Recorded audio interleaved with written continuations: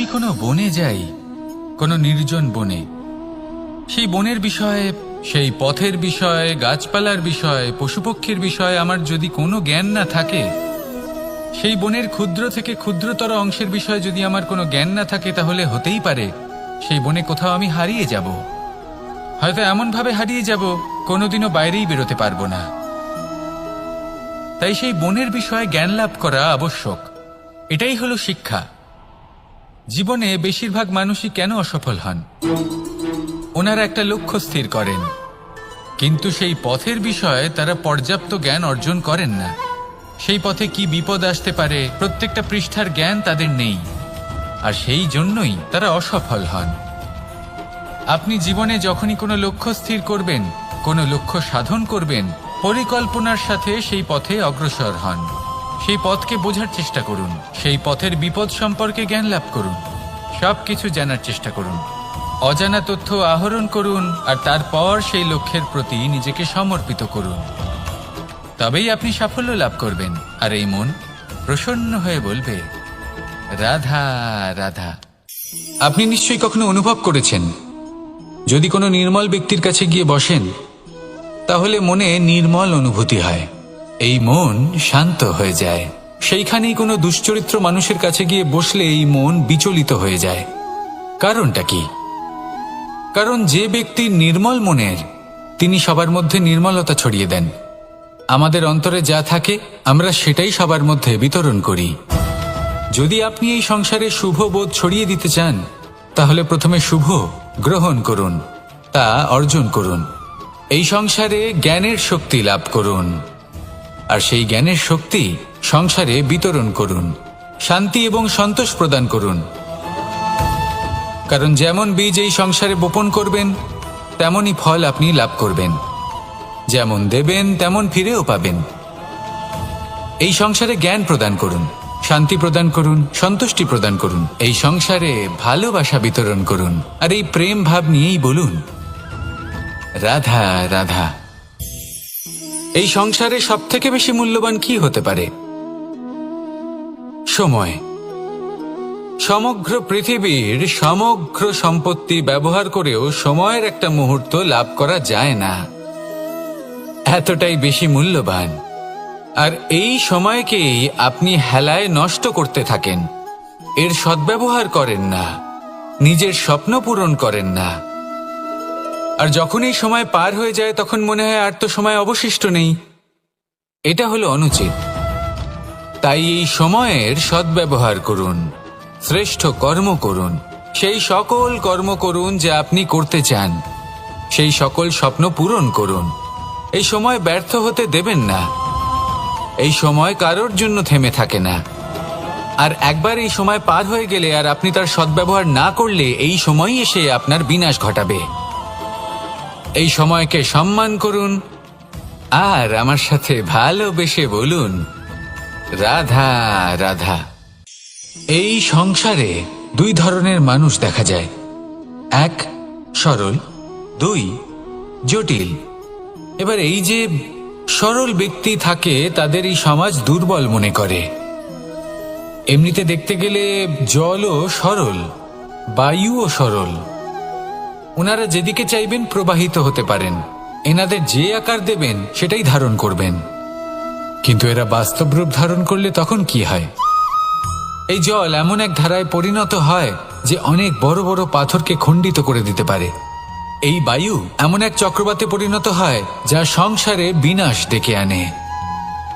তাই যে ব্যক্তি সরল, তার সরলতাকে সম্মান করুন, তাকে সম্মান করুন, তাকে ভালোবাসা দিন, আর আমার সাথে ভালোবেসে বলুন, রাধা রাধা। বিজয়ী তিনি হন যিনি অংশগ্রহণ করেন। নির্বাচন আপনাকে করতে হবে, আপনি কি করতে চান? আপনি কি খেলোয়াড় হতে চান, নাকি আপনি দর্শক হতে চান? যদি আপনি বিজয়ের আনন্দ লাভ করতে চান, সেই রোমাঞ্চ অনুভব করতে চান, তাহলে খেলতে হবে। ময়দানে আপনাকে নামতেই হবে। পরাজয়ের সম্ভাবনার ভয়ের সাথে আপনাকে লড়াই করতেই হবে। বিপক্ষের আহ্বানকে স্বীকার করতেই হবে, খেলোয়াড় হয়ে উঠতে হবে। তবেই এই বিজয়ের সম্ভাবনা থাকবে। আসলে কি, দর্শক হয়ে পরামর্শ দেওয়া অত্যন্ত সহজ, ময়দানে নেমে অংশগ্রহণ করা অত্যন্ত কঠিন। আর এখানে যেটা সহজ তা আপনাকে বিজয়ের পথে কখনোই নিয়ে যাবে না। আসুন আমার সাথে ভালোবেসে বলুন, রাধা রাধা। এই সংসারে মানুষ জন্মগ্রহণ করেন, বড় হতে থাকেন, পুরুষার্থ লাভ করেন, অর্জন করেন। অর্জন করা আসলে কি? বেশিরভাগ মানুষ বলেন অর্জন করা অর্থাৎ ধন সম্পত্তি অর্জন করা। আর কি অর্জন করা যায়? আর কি লাভ করা যায়? আসল প্রশ্ন হলো এটাই যে কি এমন আছে যা বাস্তব রূপে অর্জন করার যোগ্য। তা হলো ব্যবহার, জ্ঞান এবং সন্তোষ। কেন? কারণ আপনি যখন এই সংসার ছেড়ে চলে যাবেন তখন আপনার ধন সম্পত্তি আপনাকে বিদায় জানাতে আসবে না। আপনাকে বিদায় জানাতে আসবে আপনার আপনজন, যাদের সাথে আপনার সুসম্পর্ক ছিল। সমগ্র সংসারে সহস্র মানুষ ধন অর্জন করে থাকেন। শ্রেষ্ঠ মানুষ হলেন তিনি যিনি ব্যবহার, জ্ঞান এবং সন্তোষ অর্জন করে থাকেন, একে সকলের মধ্যে বিতরণ করেন। তাই এটাই করুন আর আমার সাথে ভালোবেসে বলুন, রাধা রাধা। এই সংসারের আরম্ভ থেকে এখনো পর্যন্ত এবং ভবিষ্যতেও একটা যুদ্ধ আছে যা হয়ে চলেছে, চলতেই থাকবে। পাপ এবং পুণ্যের মধ্যে যুদ্ধ, সত্য এবং অসত্যের মধ্যে যুদ্ধ। এই যুদ্ধ চলেই আসছে, আর এই যুদ্ধে যারা লড়েন তাদের আমরা সবসময় জয় জয়কার করি। আর যারা এই জয় জয়কার করেন তাদের প্রত্যেকের একটা বিশেষ গুরুত্ব থাকে। যখনই কোনো যোদ্ধা যুদ্ধক্ষেত্রে ক্লান্ত হয়ে পড়ে, শক্তিহীন হয়ে পড়ে, তখন এরা জয় জয়কার করে, শঙ্খ বাজাতে থাকে, সেই যোদ্ধাকে অনুপ্রেরিত করে, শক্তি এবং সাহসে ভরিয়ে তোলে। আর তখন সেই যোদ্ধা সেই যুদ্ধকে এগিয়ে নিয়ে যেতে পারে। যখন শ্রীরাম লঙ্কা যাত্রা করার জন্য সেতু তৈরি করছিলেন, তখন একটা ছোট্ট মিষ্টি কাঠবিড়ালি নিজের মুখে মাটির টুকরো বয়ে নিয়ে গিয়ে তার সাধ্যমতো তাকে সাহায্য করছিল। শ্রীরাম দেখলেন এবং বললেন যে ও তো সবার মনোবল বৃদ্ধি করছে, সবাইকে প্রেরিত করছে। ও বলল যে আমি এত ছোট হয়েও যদি এই কাজ করতে পারি তাহলে আপনারা সবাই কেন পারবেন না? এটাই হলো সেই সকলের মাহাত্ম্য, যারা জয় জয়কার করেন, অনুপ্রেরিত করেন, সাহস যোগান। ওনারা সেই ব্যক্তি যারা একজন যোদ্ধার মধ্যে যুদ্ধকে জয় করার শক্তি প্রদান করেন। আসুন আমার সাথে ভালোবেসে বলুন, রাধা রাধা। সংসারে আমাদের জীবনে যখন কোনো সুখ বা দুঃখ আসে, তার জন্য আমরা কাউকে না কাউকে অবশ্যই দায়ী করে থাকি, তাই না? এই ব্যক্তি আমাদের সাথে এরকম কাজ করেছেন, তাই আমার সাথে এমন হলো। ওই ব্যক্তি যদি এমনটা না করতেন তাহলে আজ আমি ওই স্থানে পৌঁছতে পারতাম। সবই আপনার দৃষ্টিভঙ্গির ওপর নির্ভরশীল। আর যদি আপনার দৃষ্টিভঙ্গি এমন হয় তাহলে তা অনুচিত। সত্যি কথা বলতে এই সংসারে ভিন্ন ভিন্ন ধরনের মানুষ আছে। এটা আপনার ওপর নির্ভর করছে কিভাবে তাদের স্বাগত জানাবেন। একবার ভাবুন, আমি আমার দুটো হাত সামনে নিয়ে এলাম, দুটো মুঠো খুলে দিলাম। দুই প্রকারের মানুষ আসবেন, কিছু না কিছু দিয়ে যাবেন। এই মুঠো যদি আমি বন্ধ করে দিই তাহলে না কেউ আমাকে কিছু দিতে পারবে, না আমার কিছু যাবে আসবে। নিশ্চয়ই বুঝতে পারছেন এই দুই ধরনের ব্যক্তি কারা এবং তারা কি দিয়ে যান। আমি যদি নিজের মুঠো খুলে দিই তাহলে কিছু ভালো মানুষ আসবেন, আমাকে আনন্দ, সন্তুষ্টি, জ্ঞান প্রদান করে যাবেন, ভালো অভিজ্ঞতা দিয়ে যাবেন। কোনো খারাপ ব্যক্তি যদি আসেন তাহলে তিনিও খারাপ অভিজ্ঞতা দেবেন, যার থেকে আমি শিক্ষা লাভ করব। এই সব কিছু আমি লাভ করতে পারি। মুঠো যদি বন্ধ করে রাখি তাহলে আমি কিছুই পাবো না। দেখুন, এই সংসারে প্রত্যেকের জীবনে এইরকম। প্রত্যেকের জীবনে সবকিছুই আছে, ভালো খারাপ দুই মানুষই আছে। ভালো অভিজ্ঞতা আছে, খারাপ অভিজ্ঞতা আছে। নির্ভর করছে আপনার উপর যে আপনি কি করবেন, এনাদের স্বাগত কিভাবে জানাবেন, কার থেকে কি বুঝবেন, কি শিখতে পারবেন, আর কোন দৃষ্টিভঙ্গি নিয়ে অগ্রসর হবেন। এটাই নির্ধারণ করবে যে আপনার জীবন কেমন হবে। আসুন আমার সাথে ভালোবেসে বলুন, রাধা রাধা। বাদ পাঠাতে পারি, যাই লিখব এই পত্র সেটাই হয়ে উঠবে। সেই রকমই হলো আমাদের জীবন। আমরা যেমন কর্ম আমরা করব, আমাদের অস্তিত্ব এবং ব্যক্তিত্ব ঠিক তেমনই হয়ে উঠবে। যদি আপনি একটা অসাধারণ, উজ্জ্বল এবং সম্মানজনক জীবনযাপন করতে চান, তাহলে তার একটা রহস্য আপনাকে বলি। যেমন কথন হবে, কর্ম তেমন হবে। অর্থাৎ যতটুকু বলেছেন ততটুকুই করুন, আর যতটুকু করেছেন ততটুকুই বলুন। এই একটা নিয়ম যদি আপনারা পালন করেন, তাহলে এই সংসারের সমস্ত পণ্ডিত আপনাকে অবশ্যই সম্মান করবেন। তাহলে এটাই করুন আর আমার সাথে ভালোবেসে বলুন, রাধা রাধা। কখনো কোনো পাখিকে দেখেছেন? যখন সে প্রথমবার উড়তে চেষ্টা করে, সে বাসা থেকে মাটিতে পড়ে যায়, কিন্তু সে হার মানে না।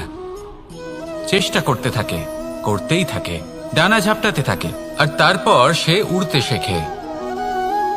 গোল শালগ্রাম শিলাকে দেখুন, পর্বত থেকে খসে পড়ে, ধাক্কা খায়, জলের প্রবাহ দ্বারা ঘর্ষিত হয়, তারপরে তা শালগ্রামে পরিণত হয়। ভেবে দেখুন, যদি কোনো পাখি প্রথমবার উড়তে গিয়ে এটা ভাবে যে না না, যদি আমি পড়ে যাই তবে, আমার যদি আঘাত লাগে তবে, আর যদি ভয়ের কারণে সে শুরুই না করতে পারে, চেষ্টাই না করে, তাহলে কি সে উড়তে শিখবে? কখনোই নয়। এটাই আমাদের শিখতে হবে, প্রারম্ভ করতে হবে। তা অত্যন্ত গুরুত্বপূর্ণ। যখন আমরা কিছু শুরু করি তখন ভয় করে, কিন্তু যদি এটা না করেন, জীবনে কখনো সামনে এগোতেই পারবেন না। হতেই পারে প্রারম্ভ করার পরে আপনি পড়ে যাবেন, বারবার নিচে পড়ে যাবেন, কিন্তু যদি নিরন্তর চেষ্টা করতে থাকেন, তাহলে একদিন না একদিন আপনি অবশ্যই সফল হবেন। এই শুরু করাটাই সব থেকে বেশি কঠিন। এর দ্বারা ভয়ভীত হবেন না। আসুন আর আমার সাথে ভালোবেসে বলুন, রাধা রাধা। জুড়ছেন, শুধু এটুকু জানেন যে এই কাজটা করলে কত ধন অর্জন করবেন আর কত নাম হবে, আর ব্যাস সামনে এগিয়ে যান। এটা উচিত নয়। পূর্ণরূপে যে কোনো কাজ করার আগেই সেই কাজের বিশ্লেষণ করে নেওয়া উচিত, তা বুঝে নেওয়া উচিত, এবং সেই বিষয়ে অবশ্যই খেয়াল রাখা উচিত যে আপনার শরীর এবং আপনার মন এই কাজ করার জন্য কি প্রস্তুত রয়েছে। যদি তা না হয়, তাহলে প্রথমে নিজেকে শুধরে নিন, তারপরে সেই কাজ করুন। যদি এইভাবে জীবনে সামনে এগোন, তাহলে সাফল্যের সম্ভাবনা জীবনে অনেক বেশি বেড়ে যাবে।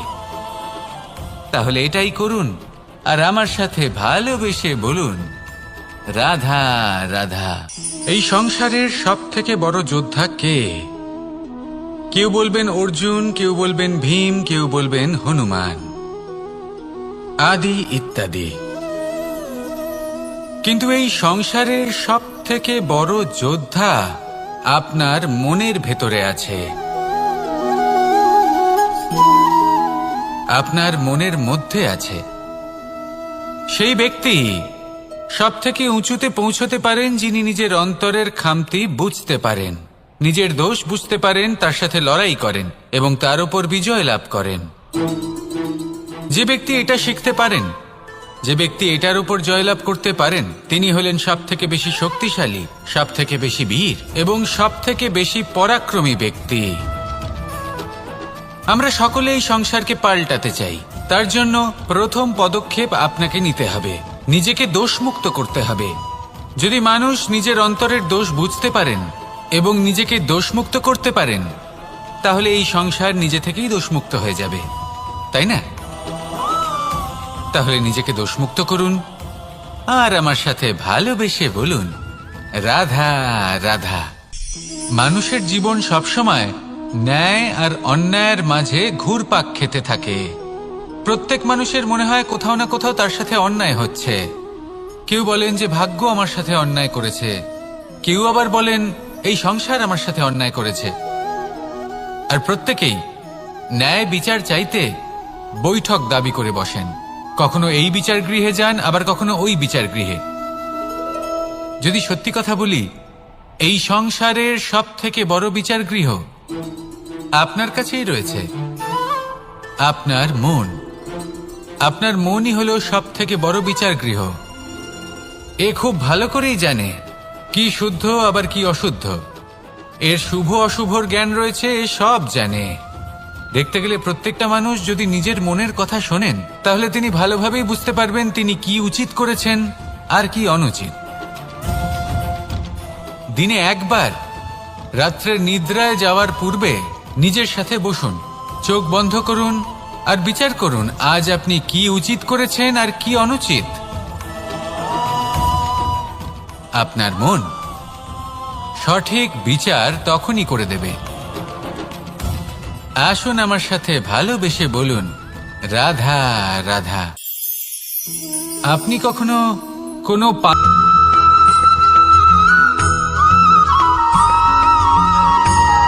কথায় আছে, প্রত্যেক পুত্র তার পিতার প্রতিচ্ছবি হয়, আর সমস্ত প্রতিচ্ছবি চায় যেন সে তার অস্তিত্ব প্রাপ্ত করতে পারে।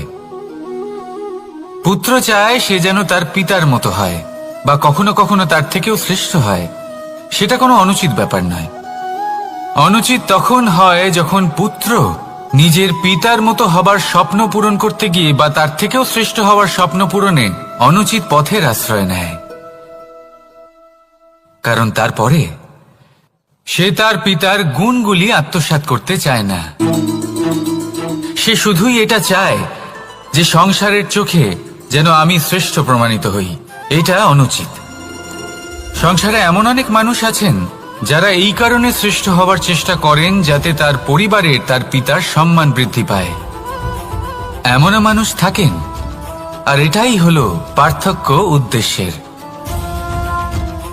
মনে রাখবেন, যদি আপনার উদ্দেশ্য শুভ হয় তাহলে পথও শুভ হবে, যদি আপনার উদ্দেশ্য অশুভ হয় তাহলে পথও অশুভ হবে। তাহলে নিজের পিতার মতো হবার চেষ্টা অবশ্যই করুন, তার থেকেও শ্রেষ্ঠ হওয়ার চেষ্টা অবশ্যই করুন, কিন্তু মনে রাখবেন আপনার সংকল্প আর আপনার উদ্দেশ্য এই দুই শুভ হওয়া উচিত। তাহলে আসুন আর আমার সাথে ভালোবেসে বলুন, রাধা রাধা।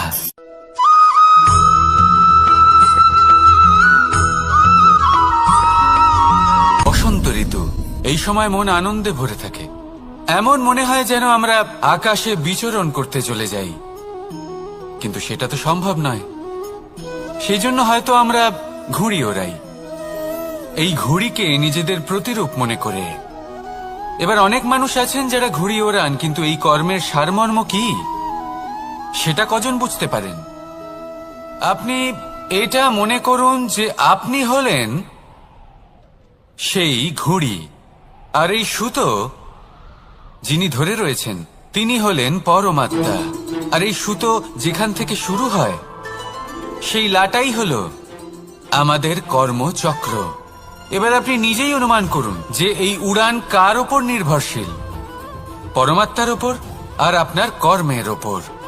যদি পরমাত্মা আপনার হাত ধরে থাকেন, আপনার সাথে থাকেন, যদি আপনি শুভ কর্ম করতে থাকেন, আপনি এই আকাশে উড়তে থাকবেন। কিন্তু কোথাও কোথাও যদি পরমাত্মার সাথে এই বন্ধন ছিন্ন হয়, আপনার কর্মচক্র খারাপ হয়ে যায় বা থেমে যায়, তাহলে আপনার এই ঘুড়ি কেটে যাবে আর দূরে কোনো গাছের ডালে গিয়ে আটকে যাবে।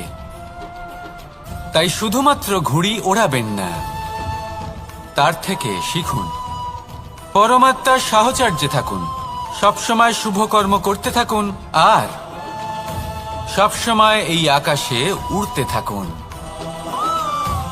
আসুন আর আমার সাথে ভালোবেসে বলুন, রাধা।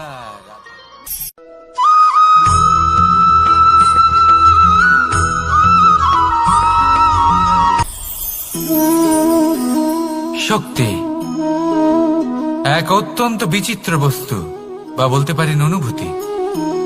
পিতা সবসময় চান যেন তিনি তার শক্তি পুত্রকে। আসুন আপনাকে সহজে বোঝাই। যদি আপনি সুপাত্র হন আর আপনাকে শক্তি দেওয়া হয়, তাহলে আপনি সেই শক্তির গুরুত্ব বুঝবেন, কোথায় সেই শক্তি প্রয়োগ করা উচিত সেটা বুঝবেন। আর এটা যেহেতু অর্জন করা শক্তি হবে, সেই শক্তির অপব্যবহার হবে না। কিন্তু যদি এই আপনি কুপাত্র হন আর যদি আপনাকে এই শক্তি দেওয়া হয়, তাহলে কি হবে? দেখতে গেলে এই শক্তি আপনি দান হিসেবে পেয়েছেন, তাই না আপনি এই শক্তির গুরুত্ব বুঝবেন আর না এর প্রয়োগ আপনি জানবেন। তার অপব্যবহার হওয়া সুনিশ্চিত। তাই যদি আপনি কোনো শক্তি অর্জন করতে চান তাহলে আগে তার যোগ্য হয়ে উঠুন, পুত্র নয় পাত্র হয়ে উঠুন। আর আমার সাথে ভালোবেসে বলুন, রাধা রাধা।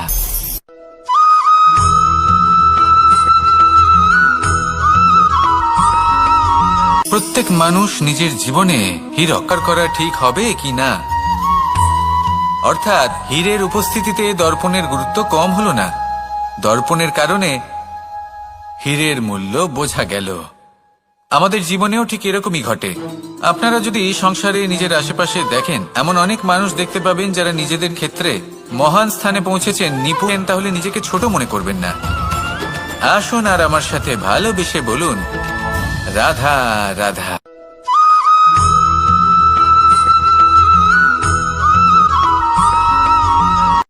সংসারে আমাদের জীবনে যখন কোনো সুখ বা দুঃখ আসে, তার জন্য আমরা কাউকে না কাউকে অবশ্যই দায়ী করে থাকি, তাই না? এই ব্যক্তি আমাদের সাথে এরকম কাজ করেছেন, তাই আমার সাথে এমন হলো। ওই ব্যক্তি যদি এমনটা না করতেন তাহলে আজ আমি ওই স্থানে পৌঁছতে পারতাম। সবই আপনার দৃষ্টিভঙ্গির উপর নির্ভরশীল, আর যদি আপনার দৃষ্টিভঙ্গি এমন হয় তাহলে তা অনুচিত। সত্যি কথা বলতে এই সংসারে ভিন্ন ভিন্ন ধরনের মানুষ আছে। এটা আপনার উপর নির্ভর করছে কিভাবে তাদের স্বাগত জানাবেন। একবার ভাবুন, আমি আমার দুটো হাত সামনে নিয়ে এলাম, দুটো মুঠো খুলে দিলাম। দুই প্রকারের মানুষ আসবেন, কিছু না কিছু দিয়ে যাবেন। এই মুঠো যদি আমি বন্ধ করে দিই তাহলে না কেউ আমাকে কিছু দিতে পারবে, না আমার কিছু যাবে আসবে। নিশ্চয়ই বুঝতে পারছেন এই দুই ধরনের ব্যক্তি কারা এবং তারা কি দিয়ে যান। আমি যদি নিজের মুঠো খুলে দিই তাহলে কিছু ভালো মানুষ আসবেন, আমাকে আনন্দ, সন্তুষ্টি, জ্ঞান প্রদান করে যাবেন, ভালো অভিজ্ঞতা দিয়ে যাবেন। কোনো খারাপ ব্যক্তি যদি আসেন তাহলে তিনিও খারাপ অভিজ্ঞতা দেবেন, যার থেকে আমি শিক্ষা লাভ করব। এই সব কিছু আমি লাভ করতে পারি। মুঠো যদি বন্ধ করে রাখি তাহলে আমি কিছুই পাবো না। দেখুন, এই সংসারে প্রত্যেকের জীবনে এইরকম, প্রত্যেকের জীবনে সবকিছুই আছে, ভালো খারাপ দুই মানুষই আছে, ভালো অভিজ্ঞতা আছে, খারাপ অভিজ্ঞতা আছে। নির্ভর করছে আপনার উপর যে আপনি কি করবেন, এনাদের স্বাগত কিভাবে জানাবেন, কার থেকে কি বুঝবেন, কি শিখতে পারবেন, আর কোন দৃষ্টিভঙ্গি নিয়ে অগ্রসর হবেন। এটাই নির্ধারণ করবে যে আপনার জীবন কেমন হবে। আসুন আমার সাথে ভালোবেসে বলুন, রাধা রাধা।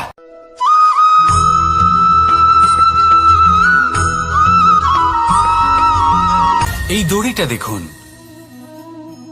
ছোট ছোট রেশম দ্বারা তৈরি, এটা সরু সুতো দ্বারা তৈরি হয়েছে এটা, আর এ অত্যন্ত কোমলও বটে। আর আপনি চাইলে এটা সোজাও করে দিতে পারেন, আর চাইলে এটা বেঁকিয়েও দিতে পারেন, আর যদি চান তাহলে এটা গোল গোল করে বেঁধে কোথাও রেখেও দিতে পারেন। এবার এই কোমল দড়ি যদি কোনো নিষ্ঠুর কঠিন পাথরে বারংবার জড়িয়ে দেওয়া হয় তাহলেও তাকেও কাটতে পারে, নিজের ছাপ ছেড়ে যেতে পারে, সেটার আকারও বদলে ফেলতে পারে। এবার এর কারণ কি? এর কারণ হলো অভ্যাস আর নিরন্তর প্রচেষ্টা। যদি আপনিও চেষ্টা করেন আর নিরন্তর কর্ম করে যান তাহলে আপনার প্রারব্ধ পাথরের মতো কঠিনই হোক না কেন, তাতে ভাঙন ধরিয়েও আপনি নিজের লক্ষ্যে অবশ্যই পৌঁছতে পারবেন। একটা গুরুত্বপূর্ণ কথা মনে রাখবেন, সুকর্মের অভ্যাস আর নিরন্তর প্রয়াস, এই হলো সাফল্যের মন্ত্র। তাহলে জীবনে এই মন্ত্র আনুন আর আমার সাথে ভালোবেসে বলুন, রাধা রাধা।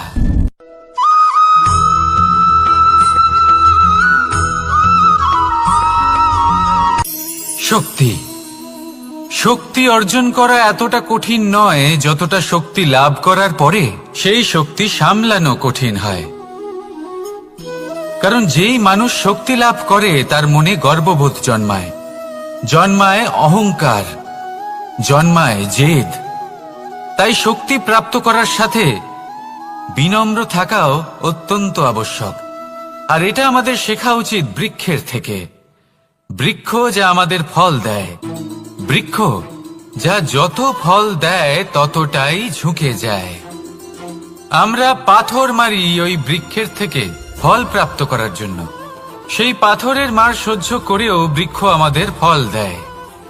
কোনো গর্ববোধ নেই, কোনো অহংকার বোধ নেই, আর সেই জন্য এই বৃক্ষের পুজো করা হয়। এটাই হলো মাহাত্ম্য শক্তির সাথে বিনম্রতার। যদি এই শক্তি সৃজন করে থাকে, সাহায্য করে থাকে, সম্বল হয়ে থাকে, তবেই সেই শক্তি উপযুক্ত। আর নয়তো সেই শক্তি একদিন আপনাকে আসক্ত অবশ্যই করবে। তাহলে শক্তি অবশ্যই অর্জন করুন, কিন্তু তার সাথে সেই শক্তি সামলানোর মতো বিবেকও আপনাকে অবশ্যই জাগ্রত করতে হবে। তাহলে আসুন আমার সাথে ভালোবেসে বলুন, রাধা রাধা।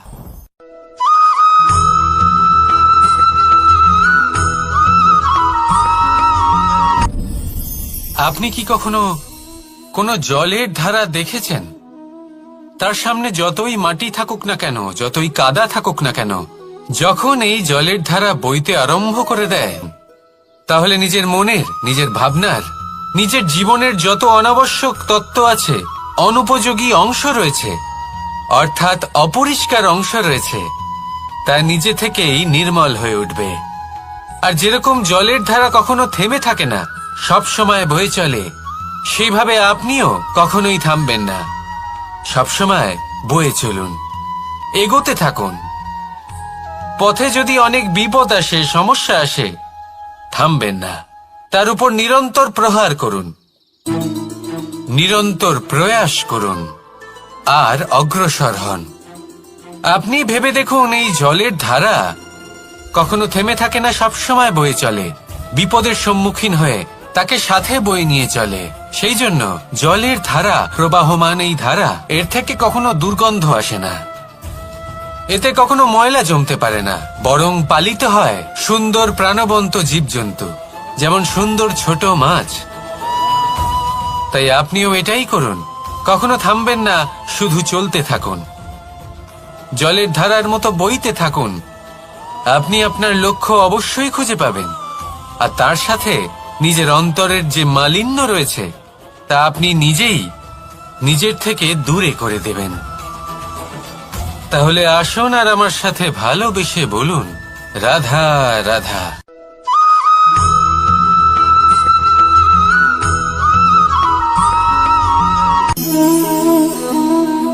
নিয়তি। রাধা আমাকে বলে, কৃষ্ণ, যদি তুমি জানো যে নিয়তিতে কি আছে, তাহলে তাকে বদলে দাও না কেন? মহাদেব আমাকে বলেন যে, শ্রীকৃষ্ণ, যদি আপনি এটা জানেন যে সাম্বের নিয়তি এটাই, তাহলে আপনি তাকে বদলানোর চেষ্টা কেন করেন? কেন? কারণ আমি একজন পিতা, আর পিতার কর্তব্য এটাই, তিনি যেন সম্ভাব্য সব চেষ্টা করেন নিজের সন্তানের মঙ্গলের জন্য। নিয়তি আমি জানি, কিন্তু এটাও আমি জানি যে কর্মের থেকে বড় আর কোনো নিয়তি হতে পারে না। অভিজ্ঞতাও রয়েছে যে কর্মের হাতে নিয়তির এই চক্র বদলে যেতে পারে।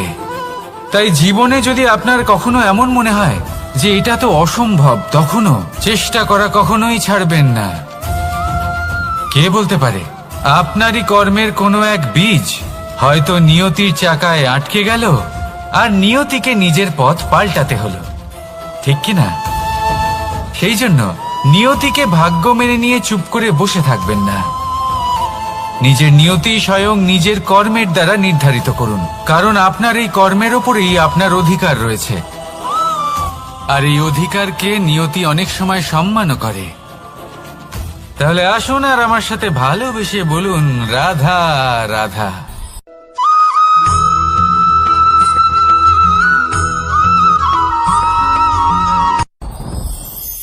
সাথী।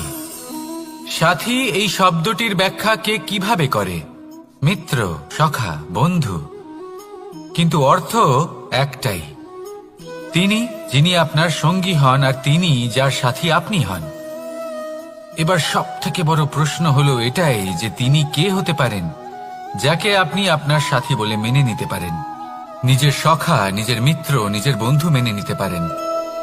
আপনার সাথী হলেন তিনি যিনি দুঃখের সময় আপনার পাশে থাকবেন, আপনার হাত ধরে থাকবেন, আপনার সাথী হলেন তিনি, যার হাত আপনি নিজের সুখের দিনে ধরে থাকবেন।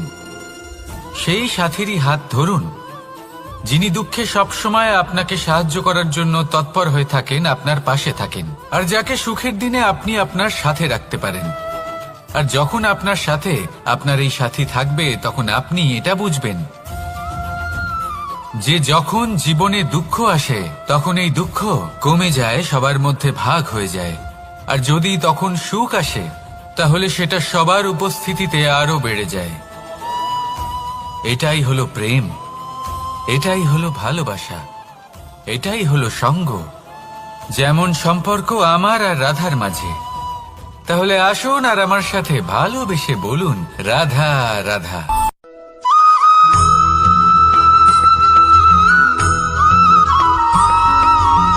পঞ্চতত্ত্বের মধ্যে দ্বিতীয় তত্ত্ব হল ধরণী, ভূমি।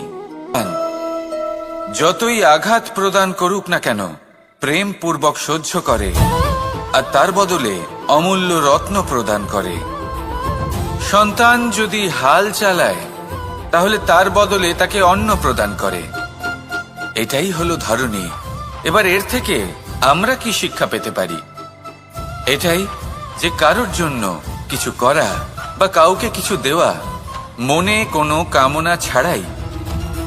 আর এই কথাটা বুঝে যান, যদি কারোর জন্য কামনা না রেখে বা কোনো পাওয়ার আশা না রেখে কারোর জন্য কিছু করেন বা কারোকে কিছু দেন, যদি এটা আপনি শিখতে পারেন, তবে আপনি ভালোবাসতে শিখে গেছেন। আর সেই জন্যই এই ধরিত্রীকে মাতা বলা হয়। কারণ মাতা শুধু উনি নন যিনি গর্ভে সন্তানকে ধারণ করেন, মাতা তো উনিও যিনি জীবন বাঁচতে শেখান, যিনি জীবন বাঁচার উদাহরণ প্রদান করেন। তাহলে ধরণীর থেকে এই নিঃস্বার্থ ভাব শিখুন, নিঃস্বার্থ ভালোবাসা শিখুন, আর এই ভালোবাসার সাথেই বলুন, রাধা রাধা।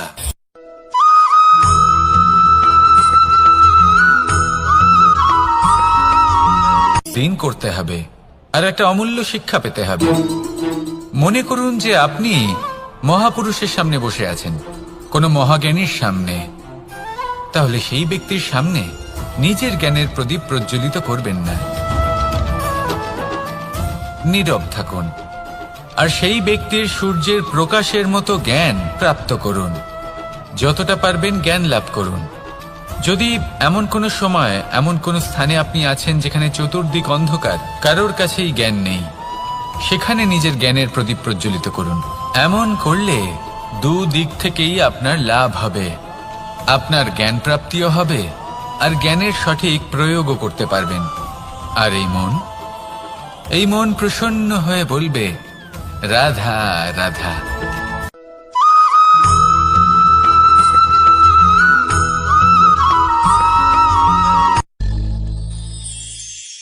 শিশিরের বিন্দু পাতার ওপর পড়ে আর তার গায়ে লেগে থাকে।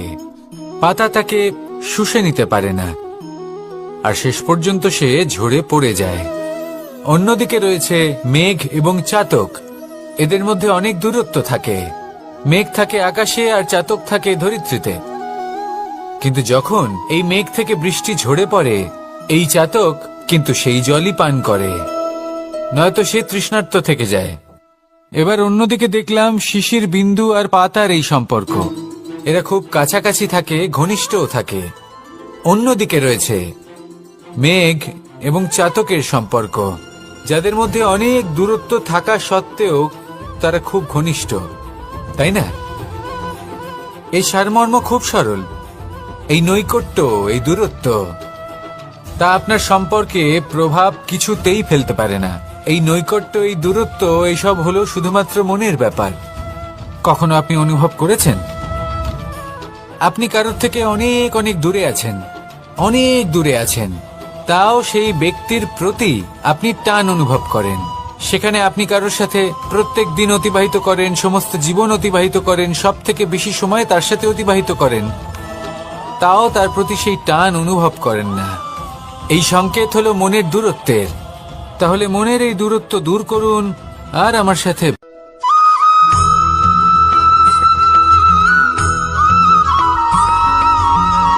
এই সংসারে টুকরো তার খুব বেশি গুরুত্ব থাকে না, কিন্তু যখন অসংখ্য পাথরের টুকরো একত্রিত হয় তখন তা পর্বতের আকার ধারণ করে। সেইভাবেই কিছু মানুষ যখন একত্রিত হন তখন তৈরি হয় পরিবার, কিছু পরিবার যখন একত্রিত হয় তখন তৈরি হয় সমাজ, যখন অনেক সংখ্যক সমাজ একত্রিত হয় তখন তৈরি হয় রাজ্য। এবার এই রাজ্যের সবথেকে গুরুত্বপূর্ণ ব্যক্তি হতে পারেন রাজা, কিন্তু তাও সেই রাজা একা কিছু করতে পারেন না। যুদ্ধ লড়ার সময় তারও নিজের সৈন্যদলকে প্রয়োজন পড়ে।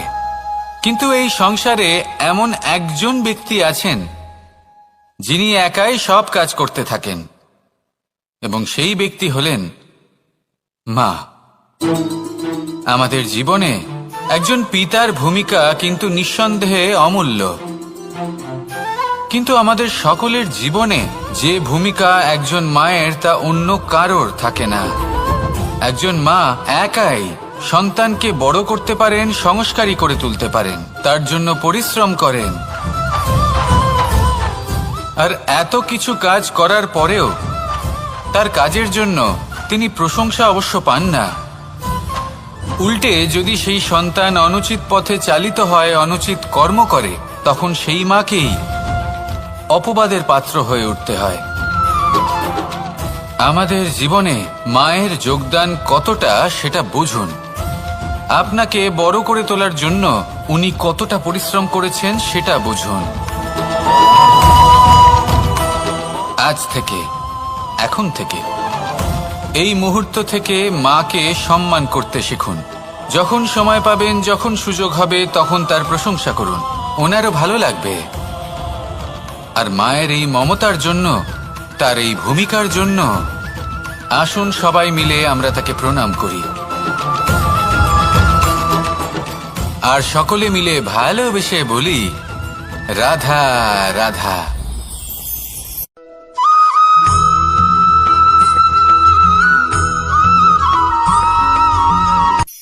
এই সংসারে সাফল্য লাভ করার জন্য জ্ঞানের প্রয়োজন হয়, পরিশ্রমের প্রয়োজন হয়, দৃঢ় নিষ্ঠার প্রয়োজন হয়, নিরন্তর চেষ্টা করা প্রয়োজনীয়। কিন্তু আরো কিছু আছে যা অত্যন্ত প্রয়োজনীয় এবং গুরুত্বপূর্ণ। তা হলো ভালো বন্ধু।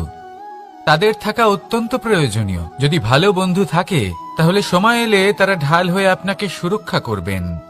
সময় এলে অস্ত্রের মতো শত্রুকে সংহারও করবেন।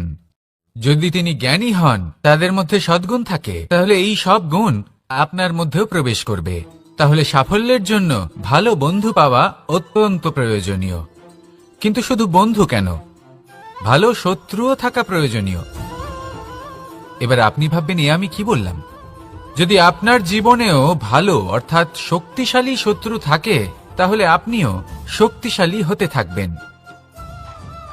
এই শত্রু আপনাকে প্রেরিত করবে আরো বেশি শক্তিশালী হয়ে ওঠার। কখনো কোনো হরিণকে দেখুন, তীব্র গতিতে দৌড়তে থাকে। কেন তীব্র গতিতে দৌড়য়? এই কারণে নয় যে কোথাও তার জন্য মধুর ঘাস অপেক্ষা করে রয়েছে, না। সে এই কারণে তীব্র গতিতে দৌড়য় কারণ সেটা না করলে তার পেছনে একটি সিংহ আছে যে ওকে নিজের ভোজন করে ফেলবে। তাই জীবনে বিপদ, সংকট, এই সবকিছুও হলো অত্যন্ত গুরুত্বপূর্ণ। তার সম্মুখীন হতে শিখুন, আর আমার সাথে ভালোবেসে বলুন, রাধা রাধা।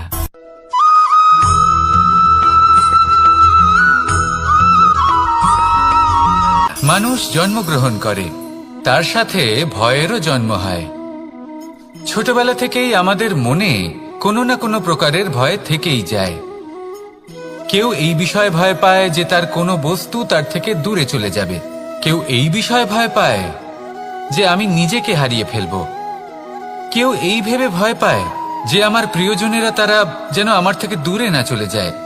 কেউ এই ভেবে ভয় পায় যে আমরা যেন পথ না হারিয়ে ফেলি, আদি ইত্যাদি। কিন্তু সত্যি কথা বলতে, ভেবে দেখুন এই ভয় বাস্তবে কি? শুধুই একটা মনস্থিতি, আর কিছুই নয়। যা কিছু আপনি জীবনে পেয়েছেন তা একদিন আপনাকে হারাতে হবে। এই জীবন হলো আপনারই, কিন্তু তাও একদিন সমাপ্ত হবে। তাই ভয় পেয়ে কি লাভ? এই ভয় শুধু আপনাকে জীবন যাপন করা থেকে বাধা দিচ্ছে, আর কিচ্ছু নয়। পথ হারিয়ে ফেললেই বুঝতে পারবেন যে নতুন পথ কিভাবে বানাতে হয়। কিছু মানুষকে জীবন থেকে হারালে তবেই আপনি বুঝবেন যে আপনার আপনজনকে। এই ভয়ের কারণে ভীত হয়ে থাকবেন না। এই তারা নক্ষত্র অন্ধকারের অভাবে গুরুত্ব হারায়। শিবকেও মহাদেব হওয়ার জন্য বিষপান করতে হয়েছিল। প্রত্যেক পরিস্থিতি, প্রত্যেক সাফল্য আপনার পরীক্ষা নেবে, তাতে উত্তীর্ণ হওয়া হলো আপনার কর্ম। যখনই আপনি ভয় পাবেন বা সংকটের সম্মুখীন হবেন, তখন সাহসের সাথে তার সম্মুখীন হন। মনে রাখবেন, যে সম্মুখীন হতে জানে সাফল্য তার সাথে সবসময় থাকে। আসুন আর আমার সাথে ভালোবেসে বলুন, রাধা রাধা।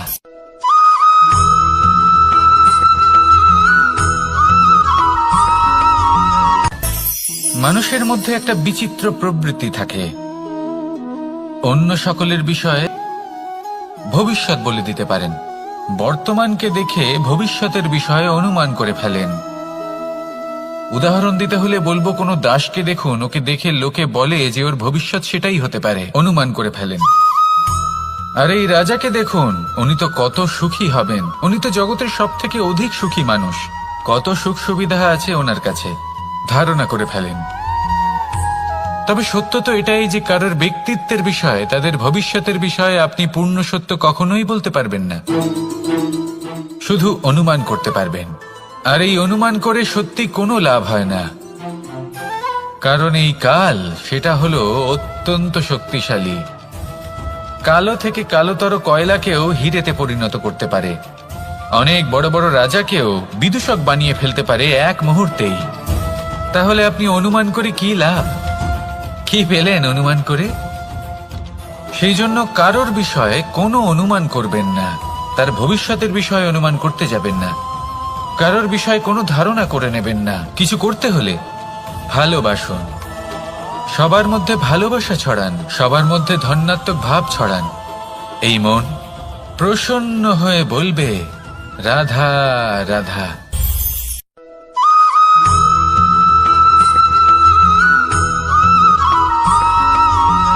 এই সংসারে সব থেকে বেশি কোমল বস্তু হলো রেশম।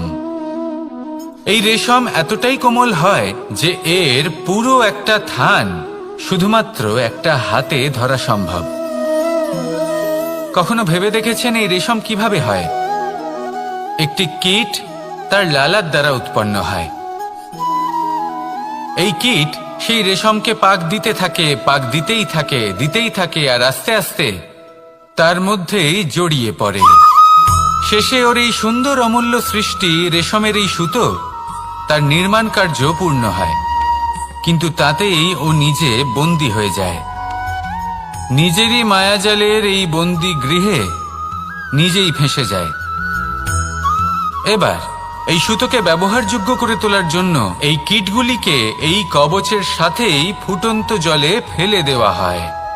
এই সংসারে যদি আমাদের স্বপ্ন এই সংসারের দুঃখ হরণ করার জন্য, এই সংসারে সুখ বিতরণ করার জন্য হয়, তবেই আমাদের প্রগতি সম্ভব।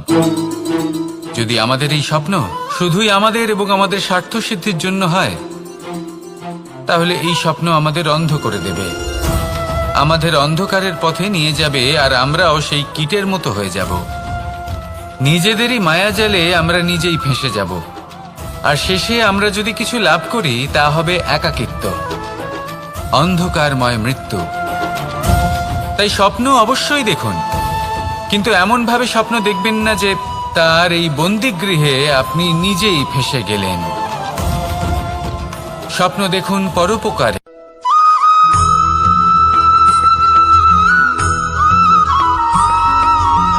এই সংসারে প্রত্যেক মানুষ এটাই চান যে তিনি যেন ধনবান। কয়েকজন বলশালী ব্যক্তি রয়েছেন যাদের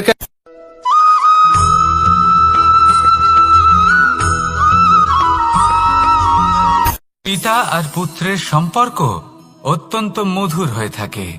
পিতা স্বপ্ন দেখেন, তাকে পূর্ণ করার সকল সম্ভাব্য চেষ্টা করেন, কিন্তু তাও অনেক সময় ওনার স্বপ্ন অপূর্ণ থেকে যায়। তখন পিতা ভাবেন যে স্বপ্ন উনি পূর্ণ করতে পারেননি, ওনার সন্তান তা অবশ্যই পূরণ করবে। যে স্থানে উনি কখনো পৌঁছতে পারেননি, সেই স্থানে ওনার পুত্র অবশ্যই পৌঁছবে। পিতা নিজের সন্তানের ভবিষ্যৎ নিয়ে সেই স্বপ্ন দেখেন, আর যখন সেই সন্তান সামনে এগোতে থাকে তখন তার দুঃখ হয় না, বরং গর্ব হয়। ওনার ভালো লাগে এটা দেখে যে ওনার সন্তান অনেক উন্নতি করছে। কিন্তু যখন সন্তান নিজের অভিভাবকের শক্তি দেখে, তার যশ দেখে হিংসা করতে থাকে, সমস্যা সেইখানেই শুরু হয়। সেই জন্য সকল সন্তানকে এটা মনে রাখতে হবে, দেখুন, পুত্র হবার সুবাদে, এক সন্তান হবার সুবাদে এটা হলো আপনার অধিকার যে আপনি আপনার পিতার থেকে বেশি উন্নতি করবেন। আপনার পিতাও এটাই চান, কিন্তু সুস্থভাবে এটা করুন। একটা রেখা টেনে নিন যাতে আপনি তাতে এগোতে পারেন আর আপনার পিতার তাতে গর্ববোধ হয়, আর সেই বিষয়ে দুঃখ না হয় যে আমার সন্তান আমাকেই ছোট করার চেষ্টা করছে। ইতিহাস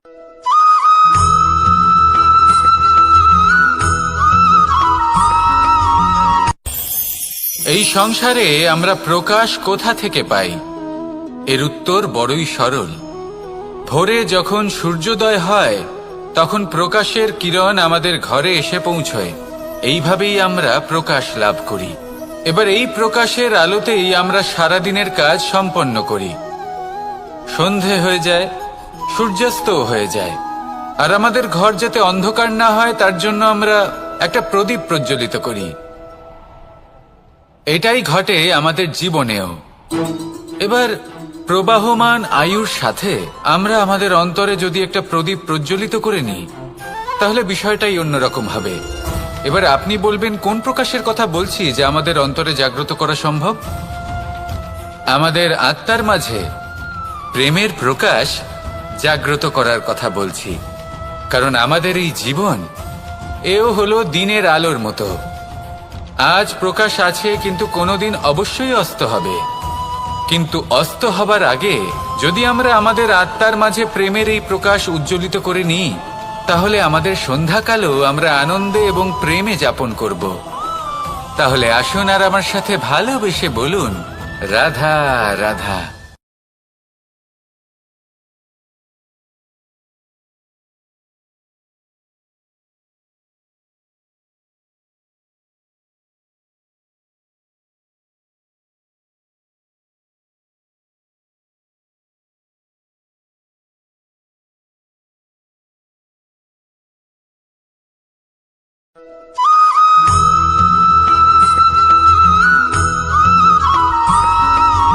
আমাদের শরীর প্রকৃতির সর্বশ্রেষ্ঠ রচনা। যে অঙ্গ প্রত্যঙ্গ আমরা লাভ করেছি প্রত্যেকটির মধ্যে একটি নিজস্ব বার্তা রয়েছে। একটু ভেবে দেখুন, দুটি চোখ দিয়েছে দেখার জন্য, দুটি কান দিয়েছে শোনার জন্য, নাসিকাও আছে দুটি, দুটি হাত দিয়েছে দ্বিগুণ পরিশ্রম করার জন্য, কিন্তু জীব শুধুমাত্র একটি। তার উপরেও তীক্ষ্ণ বলিষ্ঠ দাঁত দিয়েছে তার রক্ষার জন্য। কখনো ভেবে দেখেছেন কেন?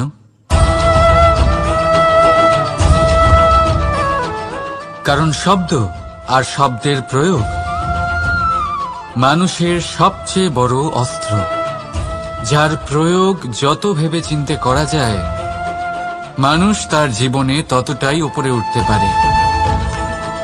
তাহলে মনে রাখুন, দেখুন, শুনুন আর বুঝুন বেশি, বলুন কম। রাধা রাধা।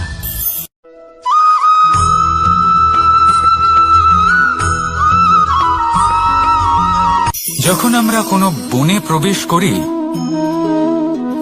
তখন এই সবুজ ঘাস দেখে, এই কোমল ঘাস দেখে আমাদের মন প্রফুল্ল হয়ে ওঠে।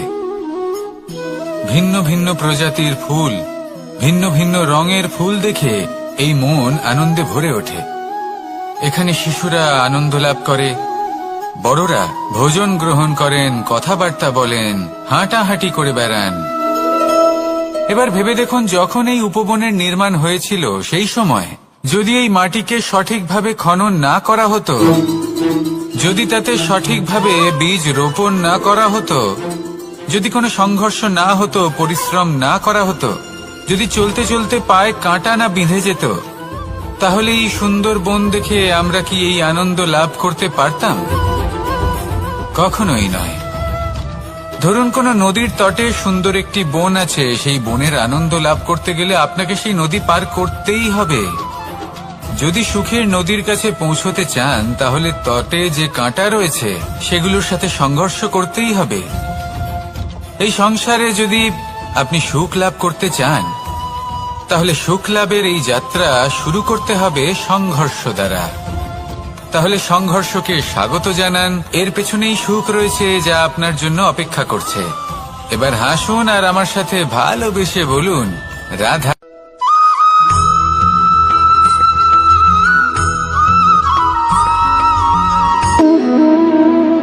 সম্পর্ক হলো আমাদের জীবনের একটি আধার।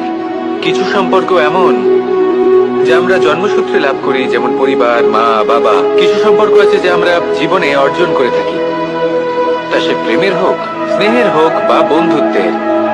এই সকল সম্পর্ক লাভ করার বা গড়ে তোলার 5টি ধাপ রয়েছে। প্রথম ধাপ, কোনো ব্যক্তির সাথে আলাপ হওয়া, তার সাথে কথা বলা বা তাকে দেখা। দ্বিতীয় ধাপ, সে ব্যক্তিকে আমাদের ভালো লাগা। তৃতীয় ধাপ, আমাদের এটা চাইতে শুরু করা যে জীবনে এই ব্যক্তি যেন আমাদের বন্ধু হন, আমাদের জীবনে থাকেন, বা আমাদের কাউকে ভালোবেসে ফেলা আর এটা আমাদের ভাবা বা চাওয়া যে সেই ব্যক্তি যেন আজীবন আমার সাথে থাকেন, আমার জীবনে আমার সাথী হয়ে। চতুর্থ ধাপ, লাভ করা। এবার এই ধাপটি অনেক মানুষের পক্ষেই খুবই সরল হয়, বড়ই সরল ভাবে নিজেদের সঙ্গীকে লাভ করে থাকেন। কিছু মানুষের জন্য এই ধাপ অত্যন্ত কঠিন হয়ে থাকে। অনেক প্রতিকূল পরিস্থিতির উপর জয়লাভ করে তারা সঙ্গীকে লাভ করেন, কিন্তু লাভ অবশ্যই করেন। এরপরে আসে পঞ্চম, অন্তিম এবং সব থেকে গুরুত্বপূর্ণ ধাপ। সেটা হলো সেই সম্পর্ক পালন করা। এটা হলো এমন এক বিষয় যা প্রত্যেক মানুষের শেখা উচিত। যদি ব্যক্তি নিজের জীবনে সম্পর্ক রক্ষা করতে শিখে যান, তবে প্রত্যেক সম্পর্ক তার জীবনকে স্বর্গ করে তুলবে। আসুন আর আমার সাথে ভালোবেসে বলুন, রাধা রাধা।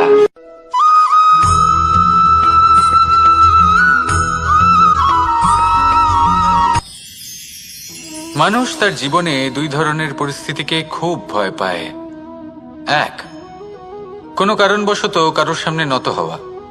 2, কোনো কারণে নিজের চরিত্র থেকে, নিজের মূল্যবোধ থেকে বিচ্যুত হওয়া। এবার কেন হয় এরকম যে কথায় কথায় কারোর সামনে নত হতে হয়? কেন বারংবার নিজের চরিত্র থেকে চ্যুত হতে হয়? এরকম কেন হয়? এটা তখনই হয় যখন আমাদের শিক্ষা এবং মূল্যবোধের অভাব থাকে। যদি মানুষের মধ্যে প্রকৃত শিক্ষা থাকে, তাহলে এই সংসারে কোনো সময় এবং কারোর সামনেই নত হওয়ার কোনো প্রয়োজন নেই। যদি মানুষের মধ্যে মূল্যবোধ থাকে, তাহলে তাকে নিজের মূল্যবোধ বা চরিত্র থেকে বিচ্যুত হতে হয় না, তা সে যাই হয়ে যাক না কেন। কোনো বালককে যদি জন্ম থেকেই সুশিক্ষার অধিকারী করা হয়, শিক্ষিত করা হয়, মূল্যবোধের অধিকারী করা হয়, তবে সে এই সংসারে এমন কর্ম করবে যাতে সে নিজেকে, নিজের পরিবারকে, সমগ্র সমাজকে গর্বিত করতে পারে। শিক্ষা লাভ করুন, মূল্যবোধ লাভ করুন এবং আমার সাথে ভালোবেসে বলুন, রাধা রাধা।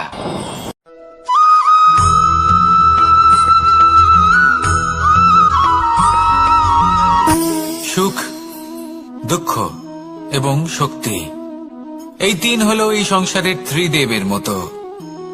আমাদের জীবনে যা কিছু ঘটছে এই 3টির ভিত্তির উপরেই হচ্ছে। আসলে এই সংসারের একটা নিয়ম আছে, যখনই আপনি কিছু লাভ করেন, এই সংসার আপনার পরীক্ষা নেয় এটা জানার জন্য আপনার পরীক্ষা নেয় যে আপনি যা কিছুই লাভ করেছেন আপনি কি আদৌ সেটার যোগ্য কিনা। ঠিক সেইভাবেই এই সুখ, দুঃখ এবং শক্তি আপনার পরীক্ষা নিয়ে থাকে। যখন সুখ আসে তখন সে আপনার পরীক্ষা নেয় যে আপনার মধ্যে অহংবোধ জাগ্রত হয়নি তো। যদি অহংবোধ চলে আসে তাহলে সুখ সেখানেই সঙ্গ ত্যাগ করে। দুঃখ আপনার ধৈর্যের পরীক্ষা নিতে থাকে, আর যদি আপনার মধ্যে ধৈর্য না থাকে তাহলে এটা আপনাকে আরো বেশি দুঃখের গভীর অন্ধকারে ঠেলে দেবে। সেখানে শক্তি পরীক্ষা নেয় আপনার বিনম্রতার। যদি আপনি বিনম্র না হন তাহলে হয় এই শক্তি আপনার সঙ্গ ত্যাগ করবে, নয় এই শক্তি বিনম্রতার অভাবে আপনার পতনের কারণ হতে পারে।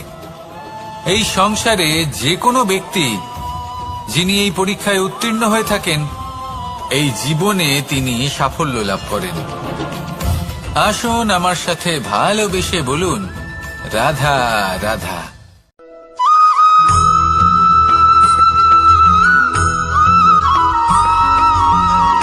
জীবন কিসের উপর নির্ভরশীল? ধনের ওপর? বৈভবের অনুভব যদি আপনি করতে চান তাহলে তা পাবেন শুধু একতার দ্বারা, সংগঠনের দ্বারা। যদি আপনাকে উদাহরণ দিই, নিজের এই হাতটাকে দেখুন, 5টা আঙুল রয়েছে। কোনো একটা বস্তুকে নিজের একটা আঙুল দ্বারা তুলে ধরার চেষ্টা করে দেখুন, বড়ই কষ্ট হবে। তখন আপনি বুঝতে পারবেন যখন এই 5টি আঙুল একত্রিত হয় তখন কোনো কাজ কতটা সহজ হতে পারে। এটাই হলো শক্তি, একতার। সব থেকে ভালো উদাহরণ যদি আপনাকে দিই তাহলে বাঁশি। এই বাঁশি থেকে অত্যন্ত মধুর সুর নির্গত হয় যা সবার মন প্রসন্ন করে দেয়। এই কথা সত্যি, কিন্তু এই বাঁশি আমি একটা বা দুটো আঙুল দিয়ে বাজাতে পারবো না। আমাকে প্রত্যেকটা আঙুল ব্যবহার করতেই হবে, তবেই এর থেকে মধুর সুর নির্গত হবে যা সকলকে প্রসন্ন করবে, ঠিক কিনা? ঠিক এইভাবেই যদি আপনি চান যে আপনার জীবনরূপী বাঁশি থেকেও মধুর সুর নির্গত হোক বা সবার মনকে প্রসন্ন করে তুলুক, তাহলে আপনাকেও জীবনে একতা নিয়ে আসতেই হবে।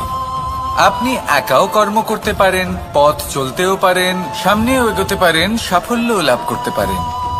কিন্তু যখন সকলে একসাথে এগোবেন, সেই পথে চলবেন, সেই কর্মই করবেন, তখন লক্ষ্যে অবশ্যই পৌঁছবেন, সাফল্য অবশ্যই লাভ করবেন। কিন্তু সেই সাফল্য এবং তার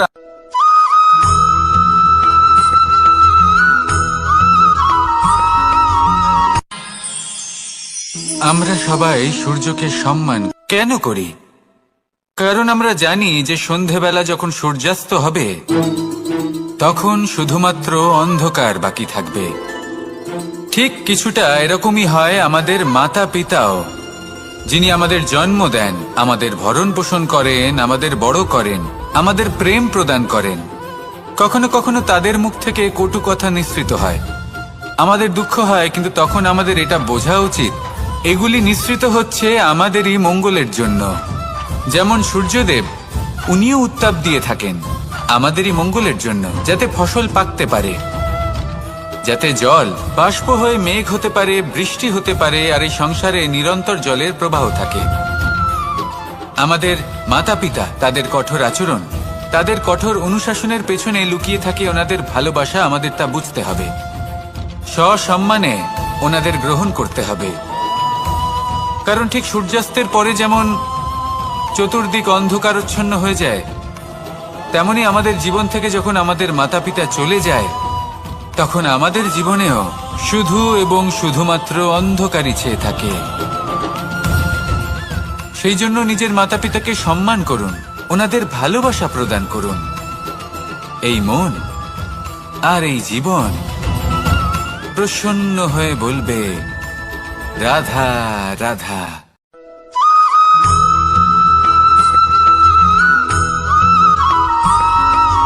বসন্ত ঋতু, এই সময় মন আনন্দে ভরে থাকে। এমন মনে হয় যেন আমরা আকাশে বিচরণ করতে চলে যাই, কিন্তু সেটা তো সম্ভব নয়।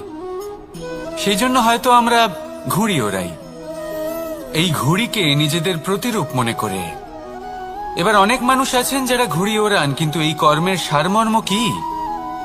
সেটা কজন বুঝতে পারেন? আপনি এটা মনে করুন যে আপনি হলেন সেই ঘুড়ি, আর এই সুতো যিনি ধরে রয়েছেন তিনি হলেন পরমাত্মা। আর এই সুতো যেখান থেকে শুরু হয় সেই লাটাই হলো আমাদের কর্মচক্র। এবার আপনি নিজেই অনুমান করুন যে এই উড়ান কার ওপর নির্ভরশীল? পরমাত্মার ওপর আর আপনার কর্মের ওপর। যদি পরমাত্মা আপনার হাত ধরে থাকেন, আপনার সাথে থাকেন, যদি আপনি শুভ কর্ম করতে থাকেন, আপনি এই আকাশে উড়তে থাকবেন। কিন্তু কোথাও কোথাও যদি পরমাত্মার সাথে এই বন্ধন ছিন্ন হয়, আপনার কর্মচক্র খারাপ হয়ে যায় বা থেমে যায়, তাহলে আপনার এই ঘুড়ি কেটে যাবে আর দূরে কোনো গাছের ডালে গিয়ে আটকে যাবে। তাই শুধুমাত্র ঘুড়ি ওড়াবেন না, তার থেকে শিখুন।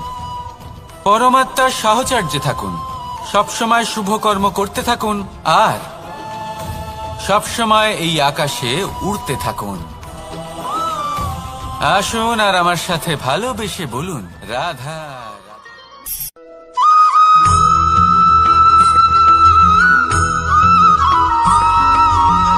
এবার অনেক সময় মানুষের মনে এরকম প্রশ্ন আসে যে এই সংসারে সবথেকে বড় বিপদ কি? কেউ বলে ধর্ম সংকট, আবার কেউ বলে প্রাণের উপর আসা সংকট। প্রত্যেক মানুষের জীবনে বিভিন্ন সংকট আসে, আর এই সমস্ত সংকট অত্যন্ত বিচিত্র হতে পারে। এই সমস্ত সংসার হলো সংকট দ্বারা পরিপূর্ণ। ঠিক আছে, আপনাকে একটা উদাহরণ দিই। একজন ধনী ব্যক্তি, এবার ওনার জীবনে সংকট কি হতে পারে? সংকট এটাই যে কেউ তার সম্পত্তি চুরি না করে নেয়, আমরা বুঝতে পারছি। এবার একজন চোর, তার জীবনে সংকট কি হতে পারে? যে চুরি করার সময় সে যদি তার একটা কাশি চাপতে না পারে, তাহলে সে ধরা পড়ে যেতে পারে, ঠিক কিনা? আবার অনেক সময় এমনও হয় যে যার জন্য আমি সংকট, সেও আমার কাছে সংকট। যেমন এই পরিস্থিতিতে দেখুন, সংকট হলো সংকট, এ তো জীবনে থাকবে, কিন্তু এর সম্মুখীন কিভাবে হওয়া যায়? খুব সরল। সব এটার ওপর নির্ভর করে, মনের ওপর। এই মনকে নিয়ন্ত্রণ করলে সব ঠিক থাকবে।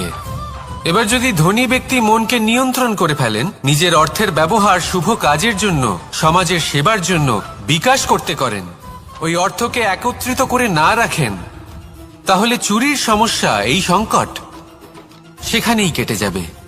এবার যদি কথা বলি সেই চোরের, তাহলে চোর যদি নিজের মনকে সংযত করে নেয়, যদি নিজের কর্মকে নিয়ন্ত্রণ করতে পারে, তাহলে এমন কোনো স্বর নেই যা ওকে ধরা পড়তে বাধ্য করবে। সেই জন্য জীবনে সংকট যতই আসুক, যত বড়ই সংকট আসুক না কেন, কবচ হলো একটাই, আর এই কবচের নাম হলো আত্মনিয়ন্ত্রণ।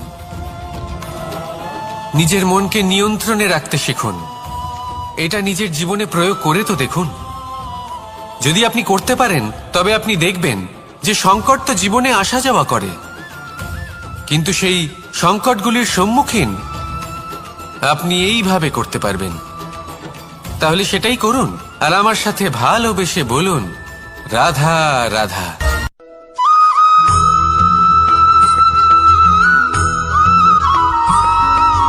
জীবনে যখন কোনো ব্যক্তি নিজের লক্ষ্য প্রাপ্তির জন্য নিরন্তর পরিশ্রম করতে থাকেন, চেষ্টা করতে থাকেন, তখন তিনি কষ্ট অনুভব করেন। কখনো শারীরিক কষ্ট, কখনো মানসিক কষ্ট। এবার উনি এটা ভাবতে থাকেন যে আমি কি উচিত করছি নাকি অনুচিত করছি। কারণ অন্যদিকে এমন একজন ব্যক্তিও আছেন যিনি একদমই পরিশ্রম, চেষ্টা করছেন না। তিনি মদিরা পান করেন, বিলাসিতায় জীবন কাটান, অলস প্রকৃতির হয়ে ওঠেন, নিদ্রাতে বিলীন হয়ে থাকেন আর ভাবেন যে তিনি সুখ লাভ করছেন। কিন্তু এরকম কেন হয়? কারণ যখন আমরা সৎ পথে থাকি, উচিত পথে চলি, লক্ষ্য প্রাপ্ত করার জন্য চেষ্টা করতে থাকি, তখন আমাদের ভেতরে থাকা নেতিবাচক শক্তি এবং পাপ এই দেহকে ত্যাগ করে দেয়। আর এই অনুভূতিটাই আমাদের দুঃখের অনুভূতি দেয়, কষ্ট দেয়। এবার সেখানে যদি আমরা কুপথে চলি, অনুচিত পথে চলতে থাকি, তাহলে আমাদের ভেতরে থাকা পুণ্য এবং ধনাত্মক শক্তি আমাদের দেহ ত্যাগ করে দেয়। আর এই অনুভূতির কারণেই আমরা সুখ অনুভব করি। কিন্তু কখনো ভাববেন যে এই সুখ বেশি সময় পর্যন্ত থাকে না। সেই জন্য সবসময় মনে রাখবেন, যদি আপনি জানেন যে এটাই আপনার লক্ষ্য, এটাই উচিত পথ, শুভ পথ, তাতে নিরন্তরভাবে এগিয়ে যেতে চেষ্টা করতে থাকুন। এই কষ্ট আপনাকে সুখের পরাকাষ্ঠায় কখন পৌঁছে দেবে তা আপনি জানতেই পারবেন না। আসুন আমার সাথে ভালোবেসে বলুন, রাধা রাধা।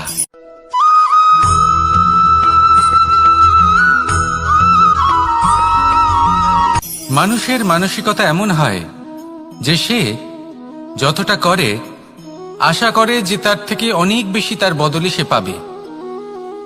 দেখুন, সবকিছুই আপনার ভাবনা চিন্তার উপর নির্ভর করছে। আপনি যদি ফলের বিষয়ে ভেবে কর্ম করতে থাকেন তাহলে সেটা অনুচিত। জীবনের আসল আনন্দ হলো নিজের কর্ম করতে থাকা, ফলের চিন্তা করা উচিত নয়। যদি আপনি এরকম ভাবেন যে আমি এতটা করছি, আমার এতটা পাওয়া উচিত, সেই ভাবনা অনুচিত। যদি আপনি সেবার মানসিকতা নিয়ে কর্ম করতে থাকেন, কর্মচক্রে প্রবাহিত হন, যদি আপনি এমন ভাবনা রাখেন যে আমি এতটা পাচ্ছি তাই এর থেকে অনেক বেশি আমি কর্ম করব, তাহলে নিশ্চিতরূপে আপনি যতটা করছেন তার থেকে অনেক বেশি আপনি পাবেন। আপনার আশার থেকে অনেক বেশি আপনি পাবেন। শুধু জীবনে অনেক বেশি কাজ করতে থাকুন, ফলের চিন্তা করবেন না। আর মনে রাখবেন, এই ভাবনাই সব থেকে বড় বীজ। কর্মের উপর বিশ্বাস রাখুন। জীবনে যা যা আপনি চান সবই সুখময় হবে। আসুন আর আমার সাথে ভালোবেসে বলুন, রাধা রাধা।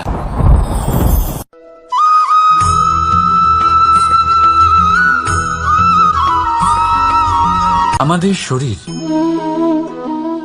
প্রকৃতির সর্বশ্রেষ্ঠ রচনা। যে অঙ্গ প্রত্যঙ্গ আমরা লাভ করেছি প্রত্যেকটির মধ্যে একটি নিজস্ব বার্তা রয়েছে। একটু ভেবে দেখুন, দুটি চোখ দিয়েছে দেখার জন্য, দুটি কান দিয়েছে শোনার জন্য, নাসিকাও আছে দুটি, দুটি হাত দিয়েছে দ্বিগুণ পরিশ্রম করার জন্য। কিন্তু জীব শুধুমাত্র একটি। তার উপরেও তীক্ষ্ণ বলিষ্ঠ দাঁত দিয়েছে তার রক্ষার জন্য। কখনো ভেবে দেখেছেন কেন?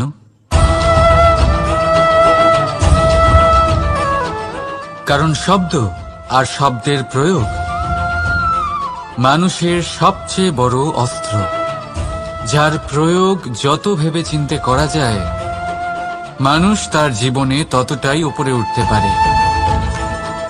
তাহলে মনে রাখুন, দেখুন, শুনুন আর বুঝুন বেশি, বলুন কম। রাধা রাধা।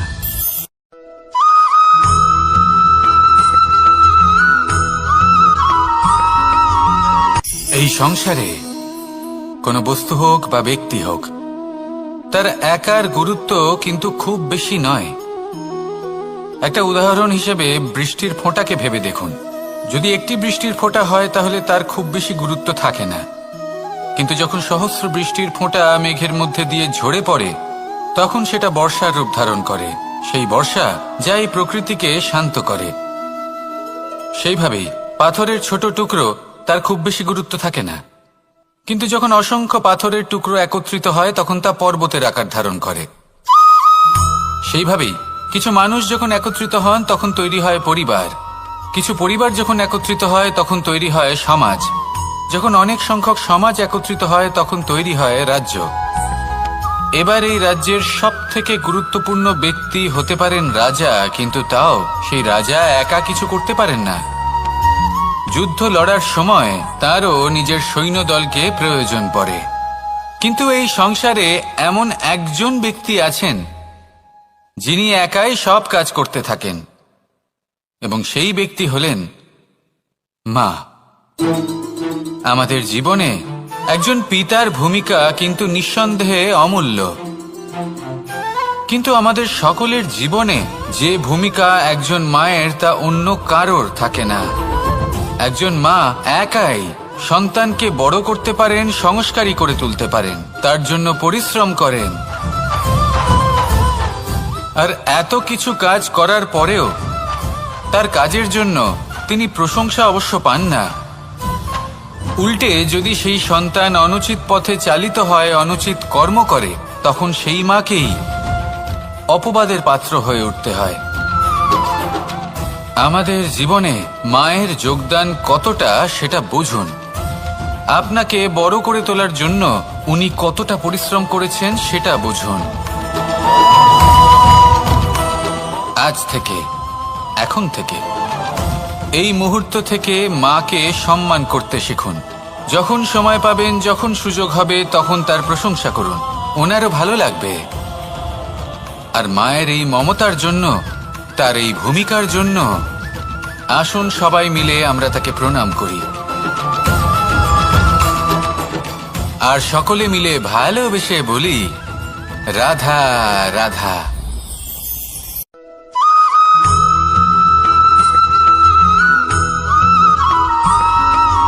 ফিরে আসছিলেন এবং তাদের ফেরার পথে হঠাৎ করে কোথাও থেকে একটি বাছুর চলে এলো। এই দুই বোন ভয়ভীত হয়ে গেলেন, আর তাদের হাত থেকে সেই আটা পড়ে গেল, মাটিতে মিশে গেল। এবার এই পুরো ঘটনাক্রমে যদি কারোর বিন্দুমাত্র লাভ হয়ে থাকে, বিন্দুমাত্র আনন্দ পেয়ে থাকে, তাহলে সে কে? সেই ছোট বোন, যিনি মাঝে মাঝেই গমের দানা তুলছিলেন এবং খাচ্ছিলেন। কিছুটা হলেও উনি আনন্দ লাভ করেছিলেন। এবার এরকমই হলো আমাদের জীবনে ভক্তি এবং ভালোবাসা সংক্রান্ত বিষয়।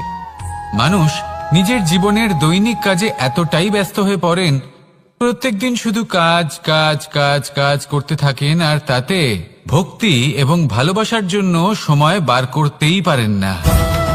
দেখুন, জীবনে ভক্তি আর প্রেমের এই যে ছোট ছোট মুহূর্ত আছে, এগুলো যদি আপনি যাপন করতে পারেন, তাহলে তাতেই আপনি তৃপ্তি লাভ করবেন। বাকি সবই আপনার ব্যর্থ বলেই মনে হবে। জীবনে যখনই আপনি কোনো কাজ করবেন, ঈশ্বরের প্রতি সমর্পিত হয়ে সেই কাজ করুন। আর যখনই সময় পাবেন, তাহলে সেই সময় নিজের আপনজনদের দিন, যাদের আপনি ভালোবাসেন, তাদের প্রতি যত্নবান হন, তাদের শুভাকাঙ্ক্ষী হন। এই প্রেম আর ভক্তির ছোট ছোট মুহূর্তগুলো আপনার জীবনকে চরিতার্থ করে তুলবে। আসুন আমার সাথে ভালোবেসে বলুন, রাধা রাধা।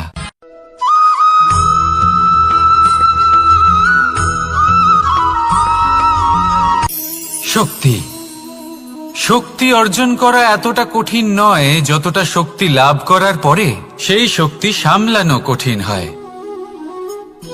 কারণ যেই মানুষ শক্তি লাভ করে, তার মনে গর্ববোধ জন্মায়, জন্মায় অহংকার, জন্মায় জেদ। তাই শক্তি প্রাপ্ত করার সাথে বিনম্র থাকাও অত্যন্ত আবশ্যক। আর এটা আমাদের শেখা উচিত বৃক্ষের থেকে। বৃক্ষ যা আমাদের ফল দেয়, বৃক্ষ যা যত ফল দেয় ততটাই ঝুঁকে যায়। আমরা পাথর মারি ওই বৃক্ষের থেকে ফল প্রাপ্ত করার জন্য। সেই পাথরের মার সহ্য করেও বৃক্ষ আমাদের ফল দেয়। কোনো গর্ববোধ নেই, কোনো অহংকার বোধ নেই, আর সেই জন্য এই বৃক্ষের পুজো করা হয়। এটাই হলো মাহাত্ম্য শক্তির সাথে বিনম্রতার। যদি এই শক্তি সৃজন করে থাকে, সাহায্য করে থাকে, সম্বল হয়ে থাকে, তবেই সেই শক্তি উপযুক্ত। আর নয়তো সেই শক্তি একদিন আপনাকে আসক্ত অবশ্যই করবে। তাহলে শক্তি অবশ্যই অর্জন করুন, কিন্তু তার সাথে সেই শক্তি সামলানোর মতো বিবেকও আপনাকে অবশ্যই জাগ্রত করতে হবে। তাহলে আসুন আমার সাথে ভালোবেসে বলুন, রাধা রাধা।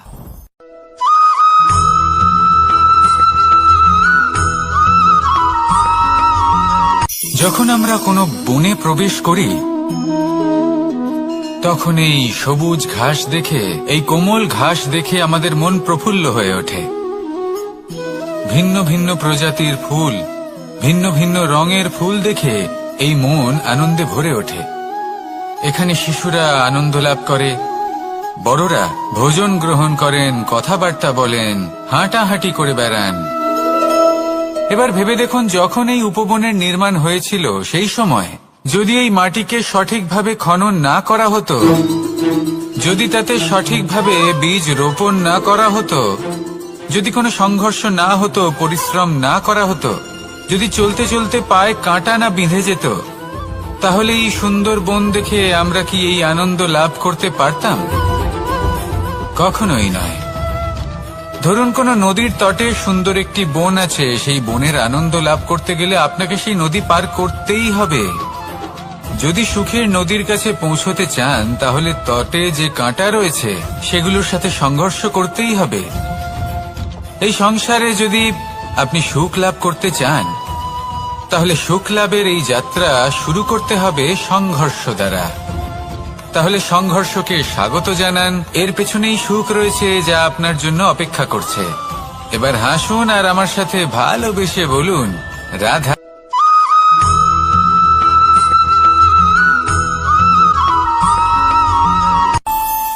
আমাদের মনে যখন কোনো প্রশ্ন ওঠে, কোনো দ্বন্দ্ব জাগে, তখন আমরা যাই আমাদের গুরুর কাছে, আমাদের আরাধ্যের কাছে গিয়ে জিজ্ঞেস করি। এইভাবেই একদিন আমি পৌঁছলাম আমার আরাধ্যের কাছে, আমার মহাদেবের কাছে, আর ওনাকে প্রশ্ন করলাম যে মহাদেব, জীবনে আনন্দ পাওয়ার, উৎসব পালনের, প্রেম ভাগ করে নেবার, জীবনকে উপভোগ করে নেওয়ার সর্বশ্রেষ্ঠ সময় কোনটা? মহাদেব হাসলেন আর উনি বললেন, জীবনে উৎসব পালনের সবথেকে শ্রেষ্ঠ দিন হল মৃত্যুর ঠিক আগের দিনটা। প্রেম ভাগ করে নেওয়ার সবথেকে শ্রেষ্ঠ মুহূর্ত হল মৃত্যুর ঠিক আগের মুহূর্ত। জীবনকে উপভোগ করে নেওয়ার সর্বশ্রেষ্ঠ প্রহর হল মৃত্যুর এক প্রহর পূর্বে। তখন আমি চমকে গেলাম। আমি বললাম, কিন্তু মহাদেব, মৃত্যু তো অনিশ্চিত, আমরা জানিও না কবে আমাদের মৃত্যু হবে। মহাদেব আবার হাসলেন। উনি বললেন যে যদি আমরা এভাবে জীবন কাটাই যে আমরা জীবনের প্রত্যেক দিন, প্রত্যেক মুহূর্ত, প্রত্যেক প্রহর শেষ বলে মনে করি, তাহলে আমাদের সমস্ত জীবন আনন্দের সাথেই অতিবাহিত হবে। কি বলেন?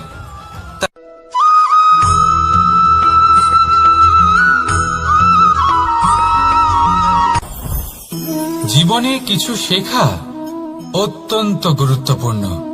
এবার কি কি শিখতে হবে সেই সব শেখানোর জন্য অনেক শিক্ষক রয়েছেন, কিন্তু কি শিখবেন না আর কি করবেন না, এটা আমাদের নিজের অভিজ্ঞতা দিয়ে শিখতে হয়। কিন্তু তার মানে এটা নয় যে যদি আপনাকে শিখতে হয় যে আগুনের তাপ কতটা, আপনাকে আগুনের মধ্যে হাত দিতে হবে। না, অন্য কারোর অভিজ্ঞতা দ্বারাও শিখতে পারেন। প্রশ্ন শুধুমাত্র একটাই যে আপনি কি শিখতে চান নাকি চান না। যদি আপনি এটাই ভাবেন যে আমি শুধুই নিজের অভিজ্ঞতা দ্বারাই শিখতে চাই, তাহলে জীবনকাল ছোট মনে হবে, অনেক কিছুই শিখতে পারবেন না। তাই নিজের সাথে সাথে বড়দের অভিজ্ঞতা দ্বারাও শেখা শুরু করে দিন। এই সংসারের অভিজ্ঞতা দ্বারা শিখতে শুরু করে দিন।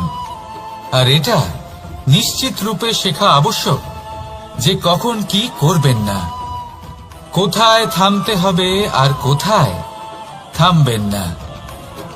তাহলে আসুন আর আমার সাথে ভালোবেসে বলুন, রাধা রাধা।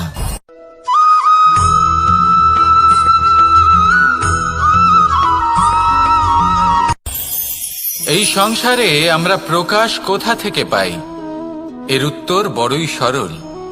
ভোরে যখন সূর্যোদয় হয় তখন প্রকাশের কিরণ আমাদের ঘরে এসে পৌঁছয়। এইভাবেই আমরা প্রকাশ লাভ করি। এবার এই প্রকাশের আলোতেই আমরা সারাদিনের কাজ সম্পন্ন করি।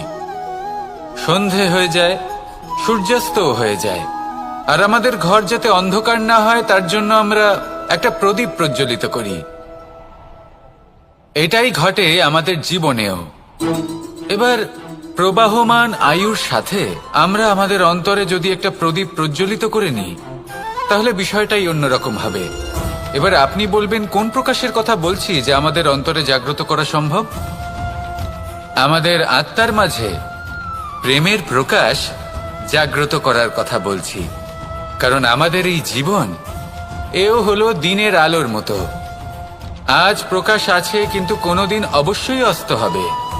কিন্তু অস্ত হবার আগে যদি আমরা আমাদের আত্মার মাঝে প্রেমের এই প্রকাশ উজ্জ্বলিত করে নিই, তাহলে আমাদের সন্ধ্যাকালও আমরা আনন্দে এবং প্রেমে যাপন করব। তাহলে আসুন আর আমার সাথে ভালোবেসে বলুন, রাধা রাধা।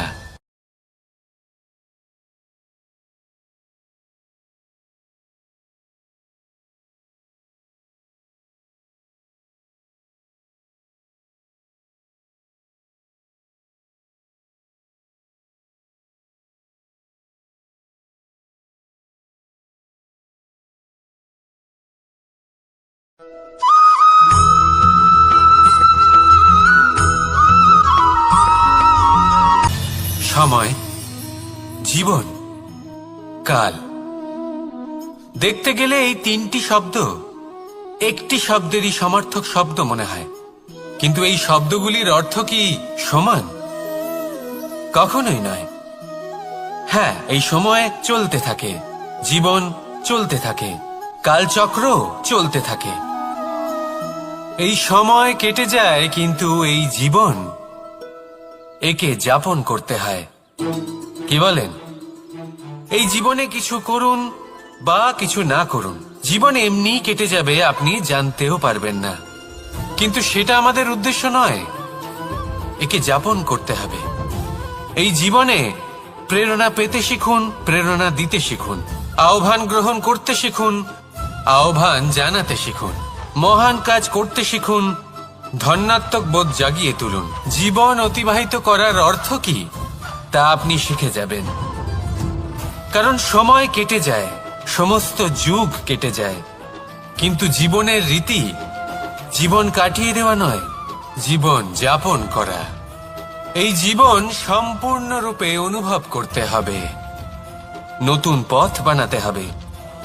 এবারে যদি এই জীবন বাঁচার সময় একবার ভেবে দেখুন, যদি মনে প্রেম থাকে, সদ্ভাবনা থাকে, তাহলে কি হবে? এই জীবনকে বাঁচার অনুভূতিটাই অন্যরকম হয়ে যাবে, একটা আনন্দময় অনুভূতি লাভ করবেন।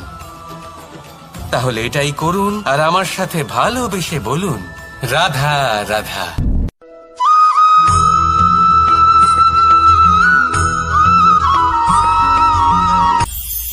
এটা হলো ধান গাছ।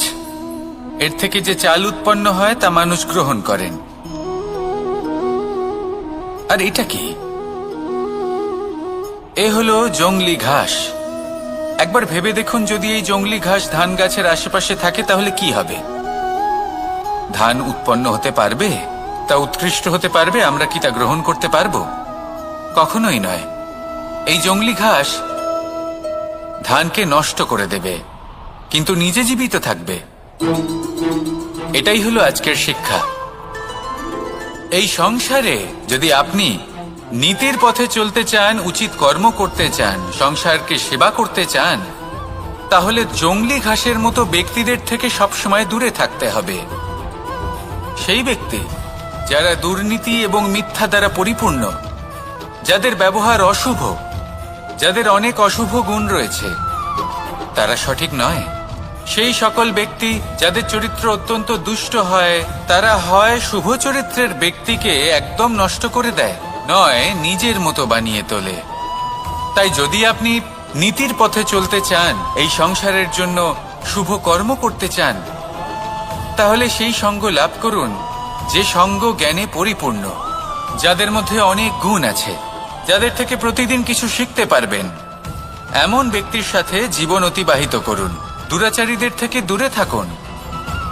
তবেই এই মন প্রসন্ন হয়ে বলবে, রাধা রাধা।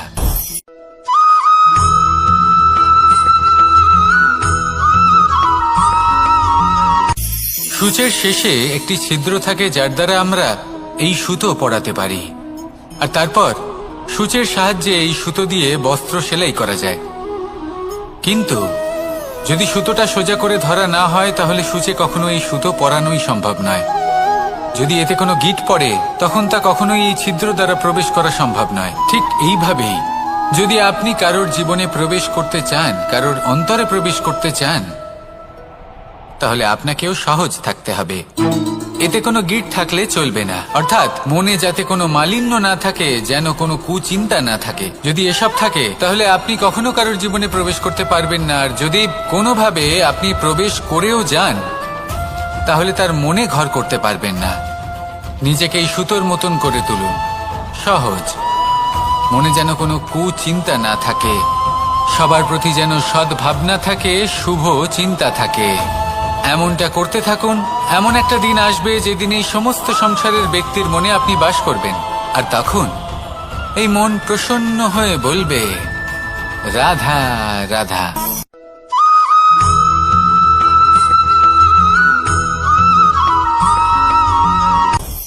আপনি কখনো পর্বতের শিখরে উঠেছেন? আপনি দেখতে পাবেন পর্বতের পদতলে প্রচুর সুন্দর ফুল রয়েছে, সবুজ বনানী রয়েছে।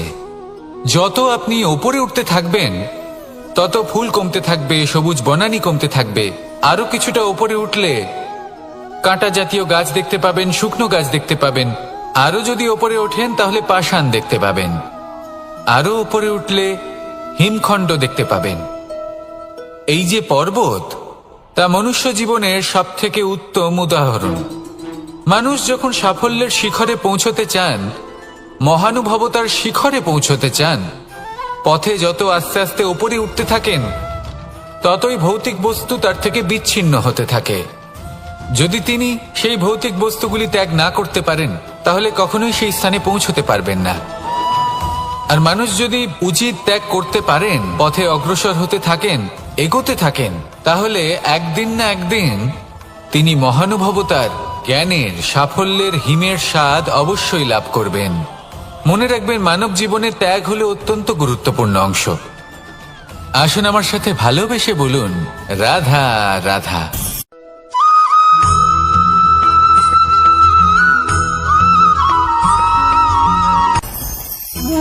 ভোজন।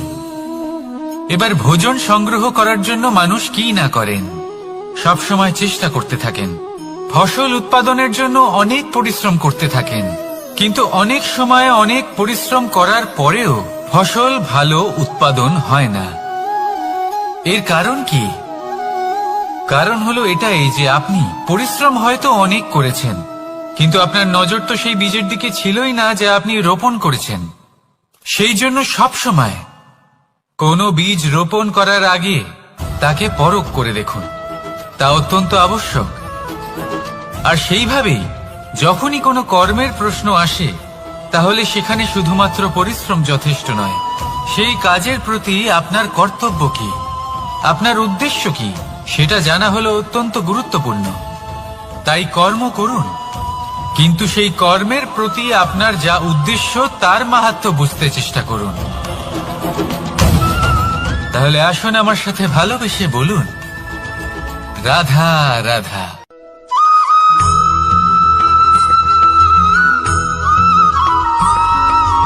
বসন্ত ঋতু, এই সময় মন আনন্দে ভরে থাকে। এমন মনে হয় যেন আমরা আকাশে বিচরণ করতে চলে যাই, কিন্তু সেটা তো সম্ভব নয়। সেই জন্য হয়তো আমরা ঘুড়ি ওড়াই, এই ঘুড়িকে নিজেদের প্রতিরূপ মনে করে। এবার অনেক মানুষ আছেন যারা ঘুড়ি ওড়ান, কিন্তু এই কর্মের সারমর্ম কি সেটা কজন বুঝতে পারেন?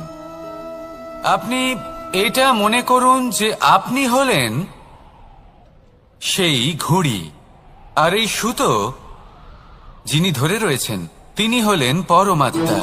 আর এই সুতো যেখান থেকে শুরু হয় সেই লাটাই হলো আমাদের কর্মচক্র।